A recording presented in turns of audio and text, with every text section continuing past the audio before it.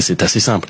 Si le gouvernement choisit une fois encore à l'Assemblée nationale d'avoir recours au 49.3, c'est-à-dire à un texte qui ne permet pas aux députés qui sont pour ou contre le texte, ils sont députés, ils ont été élus par le peuple, ils représentent le peuple, ils essaient de représenter le peuple, qui ne leur permet même pas de discuter le texte. La sanction automatique, qui est d'ailleurs prévue par la Constitution lorsque le gouvernement refuse la discussion aux députés, c'est évidemment le dépôt d'une motion de censure. Il y a rien de surprenant là-dedans. Vous savez parfaitement d'ailleurs, le 49.3, ça n'a jamais été une arme destinée à museler l'opposition.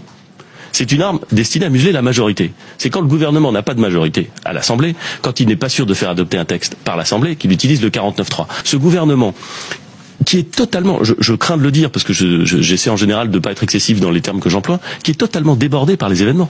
Il est débordé par le délitement de sa propre majorité, il est débordé par la situation sécuritaire, il est débordé par la crise sociale. Ce gouvernement est débordé. On ne peut pas assister à un gouvernement aussi débordé. C'est un bien dangereux service. Bien dangereux et bien mauvais service que cette obstruction a pu lui rendre. C'est la raison pour laquelle, conformément à l'article 49 alinéa 3 de la Constitution de 1958, et après en avoir obtenu l'autorisation du Conseil des ministres du 29 février... Vous avez la parole, Monsieur le Premier ministre.